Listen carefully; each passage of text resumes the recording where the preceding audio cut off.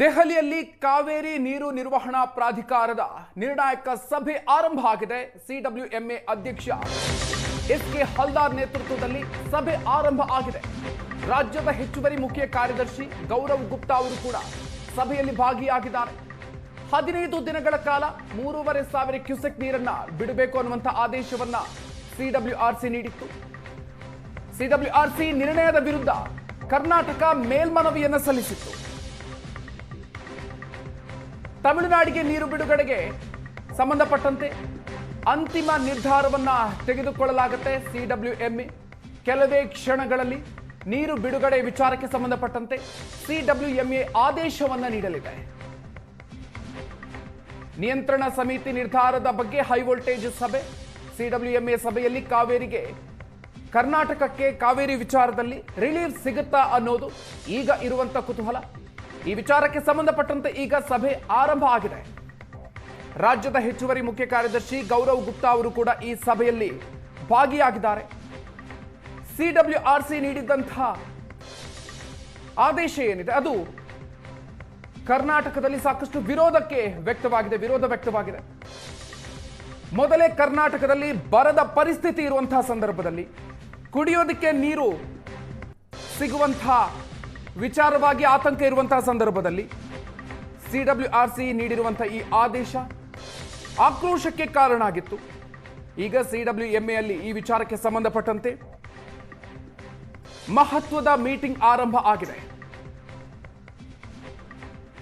15 ದಿನಗಳ ಕಾಲ 3,500 ಕ್ಯೂಸೆಕ್ ನೀರನ್ನ ಬಿಡೋದಿಕ್ಕೆ ಸಿಡಬ್ಲ್ಯೂಆರ್ಸಿ ಆದೇಶವನ್ನ ನೀಡಿತ್ತು.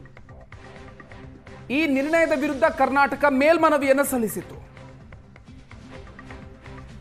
ಪ್ರಮುಖವಾಗಿ ರಾಜ್ಯದ ಅದರಲ್ಲೂ ಕಾವೇರಿ ಡ್ಯಾಂಗಳಲ್ಲಿ 42 ಟಿಎಂಸಿ ನೀರು ಕುಡಿಯೋದಿಕ್ಕೆ ಅತ್ಯಗತ್ಯ ಇರೋದು. ಈಗ ಲಭ್ಯವಿರುವಂತಹ ನೀರು ಕುಡಿಯುವ ನೀರಿನ ಅಗತ್ಯವನ್ನ ಪೂರೈಸೋದಿಕ್ಕಷ್ಟೇ ಸಾಧ್ಯ. ಕುಡಿಯೋದಿಕ್ಕೆ ನೀರು ಇಲ್ಲದೆ ಇರುವಂತಹ ಸಂದರ್ಭದಲ್ಲಿ 4.5 ಟಿಎಂಸಿ ಅಷ್ಟು 15 ದಿನಗಳಲ್ಲಿ ಬಿಡಬೇಕು ಅನ್ನುವಂತಹ ಸಿಡಬ್ಲ್ಯೂಆರ್ಸಿಯ ಈ ಆದೇಶವನ್ನ ಪಾಲಿಸೋದು ಹೇಗೆ ಅನ್ನೋದು ಕರ್ನಾಟಕದ ವಾದ. ಕಾವೇರಿ ಕಿಚ್ಚು ರಾಜ್ಯದ ವಾದ ಏನು ಅನ್ನೋದನ್ನು ಗಮನಿಸ್ತಾ ಹೋಗೋದಾದ್ರೆ, ಕಾವೇರಿ ಡ್ಯಾಂಗಳಲ್ಲಿ 42 ಟಿಎಂಸಿ ನೀರು ಕುಡಿಯೋದಿಕ್ಕೆ ಅತ್ಯಗತ್ಯ ಇರುವಂತಹ ನೀರು, ಈಗ ಲಭ್ಯವಿರುವಂತಹ ನೀರು ಕುಡಿಯುವ ನೀರಿನ ಅಗತ್ಯವನ್ನ ಪೂರೈಸೋದಿಕ್ಕೆ ಮಾತ್ರವೇ ಸಾಧ್ಯ ಇದೆ. ಹೀಗಾಗಿ ಕುಡಿಯೋದಿಕ್ಕೆ ಇಲ್ಲದೆ ಇರುವಂತಹ ಸಂದರ್ಭದಲ್ಲಿ ತಮಿಳುನಾಡಿಗೆ 4.5 ಟಿಎಂಸಿ ಬಿಡೋದು ಹೇಗೆ ಅನ್ನೋದು ರಾಜ್ಯದ ವಾದ. ಕುಡಿಯೋದಿಕ್ಕೆ ನೀರು ಇಲ್ಲದೆ ಇದ್ದಾಗ ತಮಿಳುನಾಡಿನ ಬೆಳೆಗಳಿಗೆ ನೀರು ಬಿಡೋದು ಹೇಗೆ, ಇದು ರಾಜ್ಯದ ವಾದ. ನದಿ ನೀರು ಹಂಚಿಕೆಗೆ ಸಂಕಷ್ಟದ ಸೂತ್ರ ಅನುಸರಿಸಬೇಕು. ರಾಜ್ಯದಲ್ಲಿ ಮಳೆ ಇಲ್ಲದಂತಹ ಈ ಒಂದು ಸಂಕಷ್ಟದ ಸಂದರ್ಭದಲ್ಲಿ ಸಂಕಷ್ಟದ ಸೂತ್ರವನ್ನು ಅನುಸರಿಸಬೇಕು ಅನ್ನೋದು ರಾಜ್ಯದ ವಾದ. ಆದ್ರೆ ಇದಕ್ಕೆ ಎಷ್ಟು ಮಟ್ಟಿಗೆ ಮನ್ನಣೆ ಸಿಗುತ್ತೆ ಅನ್ನೋದು ಈಗ ಇರುವಂತಹ ಪ್ರಶ್ನೆ.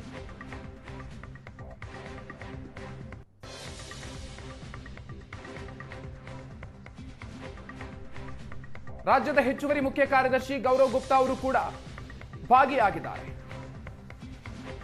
ಹೆಚ್ಚಿನ ಡೀಟೇಲ್ಸ್ ಕೊಡ್ತಾರೆ ನಮ್ಮ ಪ್ರತಿನಿಧಿ ಮಂಜು. ಇದೀಗ ದೆಹಲಿಯಿಂದ ನೇರ ಸಂಪರ್ಕದಲ್ಲಿ ಜಾಯ್ನ್ ಆಗ್ತಾ ಇದ್ದಾರೆ. ಇನ್ನೇನು ಕೆಲವೇ ಕ್ಷಣಗಳಲ್ಲಿ ಕಾವೇರಿ ವಿಚಾರಕ್ಕೆ ಸಂಬಂಧಪಟ್ಟಂತೆ ಸಿಡಬ್ಲ್ಯೂಎಂಎ ಆದೇಶವನ್ನ ನೀಡುವಂತಹ ಸಾಧ್ಯತೆ ಇದೆ.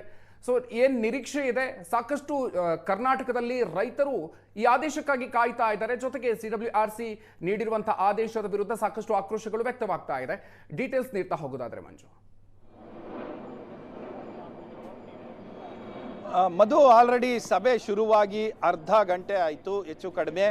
ಈ ಬಾರಿ ವಿಶೇಷವಾಗಿ ಸಿಡಬ್ಲ್ಯೂಆರ್ಸಿ ಒಂದು ಆದೇಶವನ್ನು ನೀಡಿದ ಬಳಿಕ ನಮ್ಮ ಕರ್ನಾಟಕಕ್ಕೆ ಅದು ವಿರೋಧ, ಅಂದರೆ ಈ ಕರ್ನಾಟಕಕ್ಕೆ ಒಂದು ರೀತಿಯಲ್ಲಿ ಶಾಕ್ ರೀತಿಯಲ್ಲಿ ಬಂದಂಥ ಆದೇಶ ಅದು.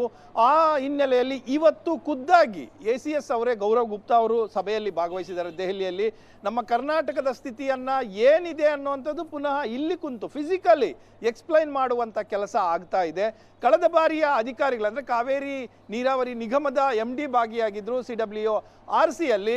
ಅವರು ಅಂದರೆ ವರ್ಚುವಲ್ ಮೂಲಕ ಭಾಗಿಯಾಗಿದ್ದರು. ಸಾಮಾನ್ಯಕ್ಕೆ ಇಲ್ಲಿಯವರೆಗೂ ವರ್ಚುವಲ್ ಅಲ್ಲೇ ಜಾಸ್ತಿ ಭಾಗಿಯಾಗ್ತಾ ಇದ್ರು. ಈವನ್ ತಮಿಳುನಾಡಿನ ಅಧಿಕಾರಿಗಳಿರ್ಬೋದು, ಕರ್ನಾಟಕದ ಅಧಿಕಾರಿಗಳಿರ್ಬೋದು, ಹೆಚ್ಚಾಗಿ ಇದನ್ನೇ ವರ್ಚುವಲ್ ಅಲ್ಲಿ ಭಾಗಿಯಾಗ್ತಾ ಇದ್ರು.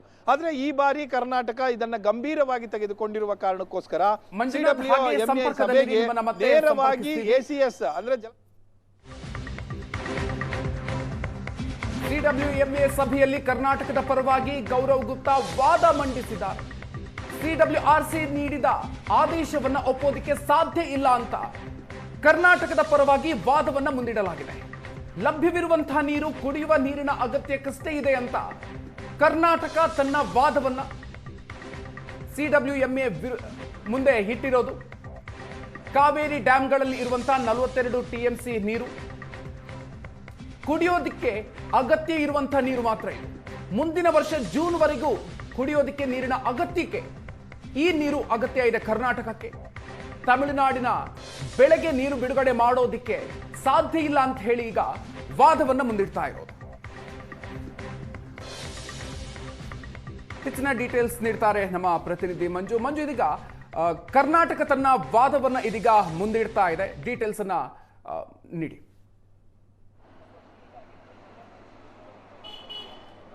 ಮಧು, ಈಗ ಪೂರ್ತಿಯಾಗಿ ಅಂದರೆ ಕಾವೇರಿ ಜಲಾನಯನದಲ್ಲಿ ಬರುವಂಥ 3 ಡ್ಯಾಮ್ಗಳಲ್ಲಿ 42 TMC ನೀರಿದೆ.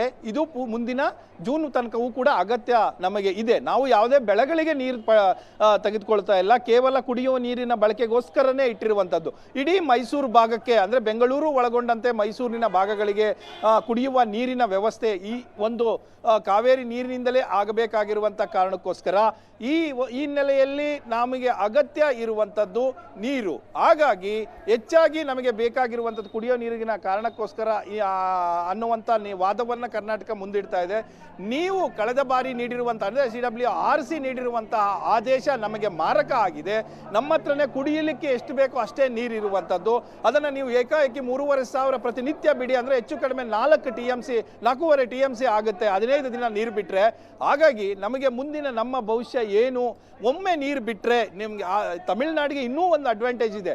ಮುಂದೆ ಆಗಸ್ಟ್ ಸೆಪ್ಟೆಂಬರಲ್ಲಿ ಅಲ್ಲಿ ಮಾರುತಗಳು ಮಳೆ ತರುವಂಥ ಸಾಧ್ಯತೆಗಳು ಹೆಚ್ಚಾಗಿರುವ ಕಾರಣಕ್ಕೋಸ್ಕರ ನಾವು ಈಗಲೇ ನೀರು ಬಿಟ್ಟರೆ ಏನು ಮಾಡೋದು? ಮುಂದೆ ನಿಮ್ಮ ಡ್ಯಾಮ್ಗಳಲ್ಲಿ ನೀರು ಇದರಿಂದ ಬಂದು ನಿಂತರೆ ನೀವು ಮತ್ತೆ ಪುನಃ ಸಮುದ್ರಕ್ಕೆ ಬಿಡಬೇಕಾದಂಥ ಸ್ಥಿತಿ ಇರುತ್ತೆ. ಈ ಹಿನ್ನೆಲೆಯಲ್ಲಿ ನೀವು ಅರ್ಥ ಮಾಡಿಕೊಳ್ಳಿ ಅನ್ನುವಂಥ ವಾದವನ್ನು ಮುಂದಿಟ್ಟಿರುವಂಥದ್ದು. ಇದೇ ವಾದವನ್ನು SK ಅಹಲ್ದಾರ್ ಅವರ ಗಮನಕ್ಕೂ ಕೂಡ ತರ್ತಾ ಇದ್ದಾರೆ. ಏನಿದೆ ಪೊಸಿಷನ್, ರಿಯಾಲಿಟಿ ಏನು ಅನ್ನುವಂಥ ಎಕ್ಸ್ಪ್ಲೈನ್ ಮಾಡುವಂಥ ಕೆಲಸ ಆಗ್ತಾ ಇದೆ. ಮಂಜುದೀಗ ನದಿ ನೀರು ಹಂಚಿಕೆಗೆ ಸಂಕಷ್ಟದ ಸೂತ್ರವನ್ನು ಅನುಸರಿಸಬೇಕು ಅನ್ನೋದು ರಾಜ್ಯದ ವಾದ. ಎಸ್, ನಿಮ್ಮ ಹತ್ರ ಮತ್ತೆ ಬರ್ತೀನಿ. ತಮಿಳುನಾಡಿಗೆ ಜೂನ್ ಜುಲೈನಲ್ಲಿ 3.5 TMC ನೀರನ್ನು ಹರಿಸಲಾಗಿದೆ. ಈಗಲೂ ಕೂಡ ಬಿಳಿಗುಂಡ್ಲು ಮೂಲಕ ತಮಿಳುನಾಡಿಗೆ ನೀರು ಹರಿದು ಹೋಗ್ತಾ ಇದೆ. ಹೆಚ್ಚುವರಿಯಾಗಿ ನೀರನ್ನು ಬಿಡೋದಕ್ಕೆ ಸಾಧ್ಯ ಇಲ್ಲ, ಇದು ಕರ್ನಾಟಕದ ವಾದ. ಹೆಚ್ಚುವರಿಯಾಗಿ ನೀರನ್ನು ಬಿಡೋದಕ್ಕೆ ಸಾಧ್ಯ ಇಲ್ಲ ಅನ್ನುವಂಥ ವಿಚಾರವನ್ನು ಇಲ್ಲಿ ಪ್ರಸ್ತಾಪವನ್ನ ಮಾಡ್ತಾ ಇದೆ. ಬಿಳಿಗುಂಡ್ಲುವಿನಲ್ಲಿ 3,500 ಕ್ಯೂಸೆಕ್ ನೀರನ್ನ ಆ ಮೂಲಕ ತಮಿಳುನಾಡಿಗೆ ಹರಿದು ಹೋಗ್ತಾ ಇದೆ. ಸಂಕಷ್ಟದ ಸಂದರ್ಭದಲ್ಲಿ ಅಷ್ಟು ಪ್ರಮಾಣದ ನೀರು ಬಿಡುಗಡೆ ಅಸಾಧ್ಯ. 3,500 ಕ್ಯೂಸೆಕ್ ತಲುಪೋದಕ್ಕೆ ದುಪ್ಪಟ್ಟು ನೀರನ್ನು ಬಿಡಬೇಕಾಗತ್ತೆ. ರಾಜ್ಯದ ಬರ ಪರಿಸ್ಥಿತಿಯನ್ನು ಪರಿಗಣಿಸಿ ಈ ರೀತಿಯಾಗಿ ಕರ್ನಾಟಕ ತನ್ನ ವಾದವನ್ನ CWMA ಮುಂದೆ ಇಡ್ತಾ ಇದೆ. ಕರ್ನಾಟಕ ತನ್ನ ವಾದವನ್ನ, ತನ್ನ ಪರಿಸ್ಥಿತಿಯನ್ನ, ರಾಜ್ಯದ ಪರಿಸ್ಥಿತಿ ಏನಿದೆ ಅನ್ನೋದನ್ನ ವಿವರಿಸ್ತಾ ಇದೆ. ರಾಜ್ಯದಲ್ಲಿ ಬರದ ಪರಿಸ್ಥಿತಿ ಹೇಗಿದೆ, ಅದರಲ್ಲೂ ಕೂಡ ಕಾವೇರಿ ಕೊಳ್ಳ ಭಾಗದಲ್ಲಿ ಯಾವ ರೀತಿಯಾಗಿ ಮಳೆ ಅಭಾವ ಈ ಬಾರಿ ಇದೆ, ಈ ಪರಿಸ್ಥಿತಿಯನ್ನ ಈಗ ವಿವರಿಸುವಂತಹ ಕೆಲಸಗಳು ಆಗ್ತಾ ಇದೆ. ತಮಿಳುನಾಡಿಗೆ ಜೂನ್ ಜುಲೈ ತಿಂಗಳಲ್ಲಿ 3.5 TMC ನೀರನ್ನ ಹರಿಸಿ ಆಗಿದೆ. ಈಗಲೂ ಕೂಡ ಬಿಳಿಗುಂಡ್ಲು ಮೂಲಕ ತಮಿಳುನಾಡಿಗೆ ನೀರು ಹರಿದು ಹೋಗ್ತಾ ಇದೆ. ಹೆಚ್ಚುವರಿಯಾಗಿ ನೀರು ಬಿಡೋದಕ್ಕೆ ಸಾಧ್ಯ ಇಲ್ಲ ಅನ್ನೋದು ಕರ್ನಾಟಕ ಮಾಡ್ತಾ ಇರುವಂತಹ ವಾದ. ಕರ್ನಾಟಕದ ಪರಿಸ್ಥಿತಿಯನ್ನ, ಇಲ್ಲಿನ ನೀರಿನ ಲಭ್ಯತೆ ಯಾವ ಪ್ರಮಾಣಕ್ಕಿದೆ, ಮಳೆ ಯಾವ ರೀತಿಯಾಗಿ ಆಗಿದೆ, ಈ ವಿಚಾರಗಳನ್ನ ಮನದಟ್ಟು ಮಾಡುವಂತ ಕೆಲಸಗಳು ಆಗ್ತಾ ಇದೆ, ಪ್ರಯತ್ನವನ್ನ ಮಾಡ್ತಾ ಇದ್ದಾರೆ. ಸಂಕಷ್ಟದ ಸಂದರ್ಭದಲ್ಲಿ 3,500 ಕ್ಯೂಸೆಕ್ ಬಿಡಬೇಕಾಗಿರುವಂತಹ ಆದೇಶ ಏನಿದೆ, ಅಷ್ಟು ದೊಡ್ಡ ಪ್ರಮಾಣದ ನೀರು ಬಿಡುಗಡೆ ಅಸಾಧ್ಯ. ಇದು ಕರ್ನಾಟಕದ ವಾದ.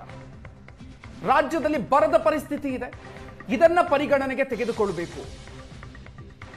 ಈ ರೀತಿಯಾಗಿ ಈಗ ವಾದವನ್ನ ಮುಂದಿಡ್ತಾ ಇದೆ ಕರ್ನಾಟಕ.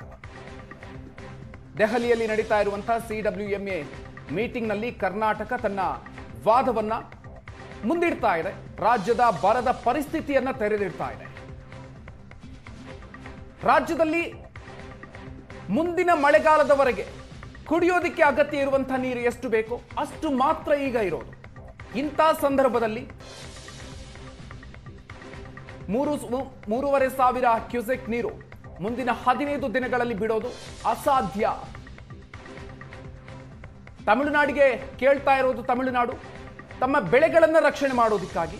ಆದರೆ ಕರ್ನಾಟಕದಲ್ಲಿ ಕುಡಿಯೋದಿಕ್ಕೆ ಇಷ್ಟು ದೊಡ್ಡ ಪ್ರಮಾಣದಲ್ಲಿ ನೀರಿನ ಅಗತ್ಯ ಇದೆ.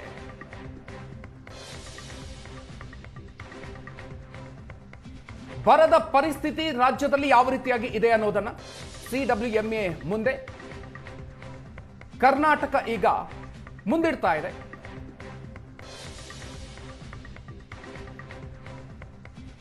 ಕರ್ನಾಟಕದ ಪರವಾಗಿ ಗೌರವ್ ಗುಪ್ತಾ ಅವರು ವಾದವನ್ನ ಮಂಡನೆ ಮಾಡ್ತಾ ಇದ್ದಾರೆ. ಕಾವೇರಿ ಡ್ಯಾಂಗಳಲ್ಲಿ 4 ಡ್ಯಾಂಗಳಲ್ಲಿ ಈಗ ಲಭ್ಯ ಇರೋದು 42 TMC ಯಷ್ಟು ನೀರು ಮಾತ್ರ. ಈಗ ಇರುವಂತಹ ಈ ಲಭ್ಯ ಇರುವಂತಹ ನೀರೇನಿದೆ ಅದು ಮುಂದಿನ ವರ್ಷದ ಜೂನ್ ವರೆಗೂ ಕೂಡ ಇರಬೇಕಾಗುತ್ತೆ. ತಮಿಳುನಾಡಿನ ಬೆಳೆಗೆ ನೀರನ್ನು ಬಿಡುಗಡೆ ಮಾಡೋದಕ್ಕೆ ಸಾಧ್ಯ ಇಲ್ಲ ಅಂತ ಹೇಳಿ ಕರ್ನಾಟಕ ತನ್ನ ವಾದವನ್ನ ಮುಂದಿಡ್ತಾ ಇದೆ. ಜೊತೆಗೆ ನದಿ ನೀರು ಹಂಚಿಕೆಗೆ ಸಂಬಂಧಪಟ್ಟಂತೆ ಸಂಕಷ್ಟದ ಸೂತ್ರವನ್ನ ಅನುಸರಿಸಬೇಕು. ಇದು ಕರ್ನಾಟಕದ ವಾದ.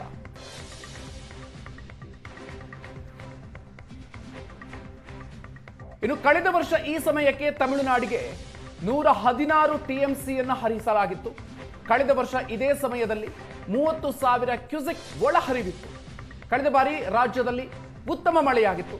ಆದರೆ ಈ ವರ್ಷ ಮಳೆ ಇಲ್ಲದೆ ಬರದ ಪರಿಸ್ಥಿತಿ ರಾಜ್ಯದಲ್ಲಿ ಇದೆ ಅಂತ ಹೇಳಿ ಕರ್ನಾಟಕ ತನ್ನ ವಾದವನ್ನ ಮುಂದಿಡ್ತಾ ಇದೆ.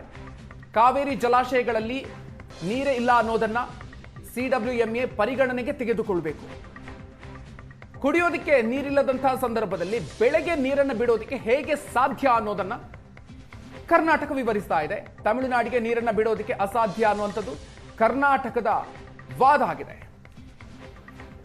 ಹೆಚ್ಚಿನ ಡೀಟೇಲ್ಸ್ ನೀಡ್ತಾರೆ ನಮ್ಮ ದೆಹಲಿ ಪ್ರತಿನಿಧಿ ಮಂಜುನಾಥ್. ಇದೀಗ ರಾಜ್ಯದಲ್ಲಿ ಬರದ ಪರಿಸ್ಥಿತಿ ಇದೆ. ಈ ಒಂದು ಪರಿಸ್ಥಿತಿಯನ್ನ ಪರಿಗಣಿಸಬೇಕು ಅಂತ ಹೇಳಿ ಕರ್ನಾಟಕ ಈಗ ವಾದವನ್ನು ಮುಂದಿಡ್ತಾ ಇದೆ.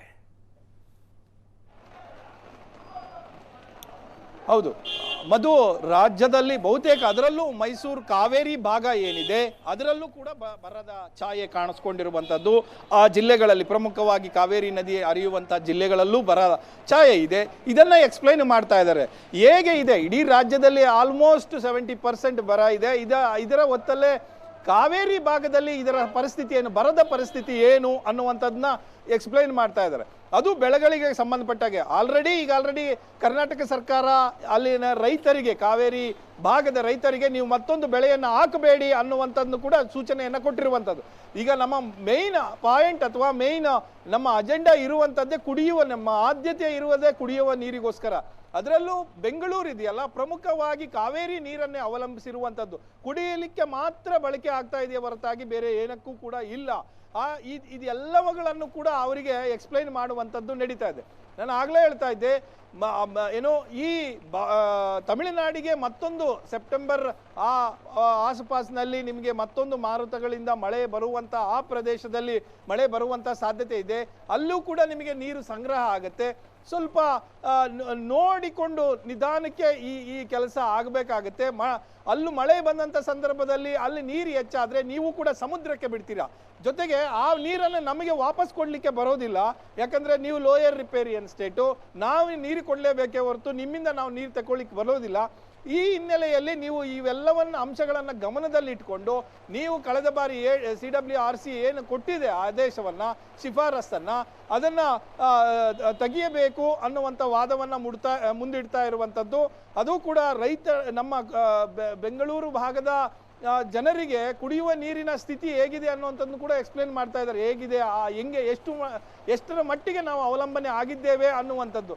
ನಮ್ಮ ಪೂರ್ತಿಯಾಗಿ ಇರುವಂಥದ್ದು ಕುಡಿಯುವ ನೀರಿನ ಆದ್ಯತೆಯನ್ನ ಅವರಿಗೆ ವಿವರಣೆ ಕೊಡುವಂಥದ್ದು ಆಗ್ತಾ ಇದೆ. ಪ್ರತಿನಿತ್ಯ ಕುಡಿಯುವ ನೀರಿಗೆ ಎಷ್ಟು ಬೇಕಾಗ್ತದ, ನಾವು ಎಷ್ಟು ಬಳಸ್ತಾ ಇದ್ದೀವಿ, ಈ ನೀರು ಮುಂದಿನ ಜೂನ್ವರೆಗೂ ಕೂಡ ನಾವು ಬಳಸಬೇಕಾದಂಥ ಸ್ಥಿತಿ ಇದೆ ಅನ್ನುವಂತಹ ಮಾಹಿತಿಯನ್ನ ಈಗ ಸಭೆಯ ಮುಂದಿಡ್ತಾ ಇರುವಂಥದ್ದು ಗೌರವ್ ಗುಪ್ತಾ ಅವರು. ಮಧು, ಮುಂಚಿದೀಗ ಪ್ರಮುಖವಾಗಿ ಉತ್ತಮ ಮಳೆಯಾದಂತಹ ಸಂದರ್ಭದಲ್ಲಿ ಅನುಸರಿಸುವಂತಹ ಸೂತ್ರವನ್ನೇ ಬರದ ಪರಿಸ್ಥಿತಿಯಲ್ಲೂ ಕೂಡ ಅನುಸರಿಸಿದಂತಹ ಸಂದರ್ಭದಲ್ಲಿ ರಾಜ್ಯಕ್ಕೆ ಈ ಒಂದು ಸಂಕಷ್ಟ ಬರುವುದು, ಅದನ್ನೇ ಕರ್ನಾಟಕ ಕೂಡ ಈಗ ಮುಂದಿಡ್ತಾ ಇದೆ.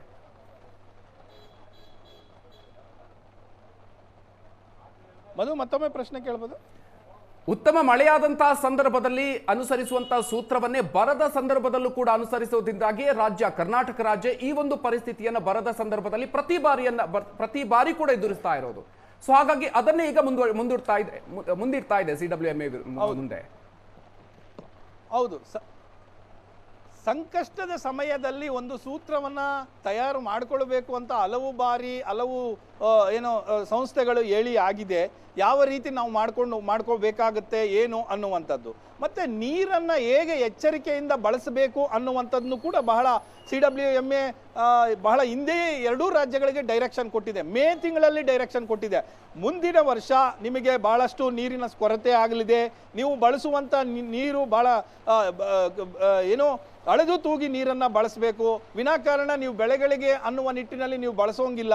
ಈ ಎಲ್ಲವನ್ನು ಕೂಡ ಎಕ್ಸ್ಪ್ಲೈನ್ ಮಾಡಿ ಎಚ್ಚರಿಕೆಯನ್ನ ಕೊಟ್ಟು ಕಳಿಸಿರುವಂಥದ್ದು. ಎಲ್ಲರಿಗೂ ಕೂಡ ಅಲರ್ಟ್ ಅನ್ನ ಕೊಡ್ತಾನೆ ಇರುವಂಥ CWMA.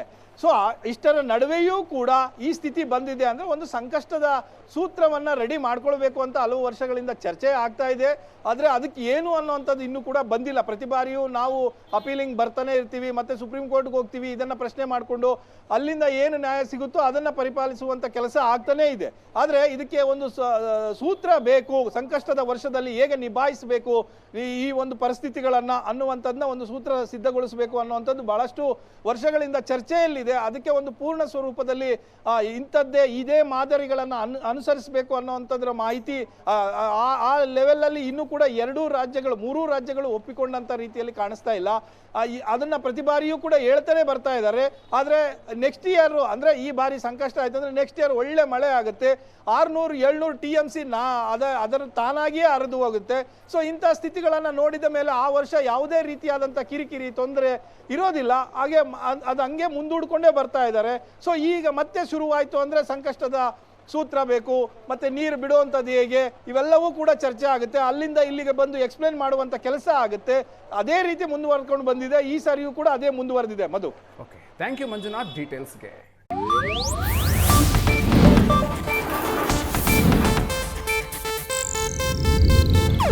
ಇದು ಏಷ್ಯಾನೆಟ್ ನ್ಯೂಸ್ ನೆಟ್ವರ್ಕ್ ಪ್ರಸ್ತುತಿ.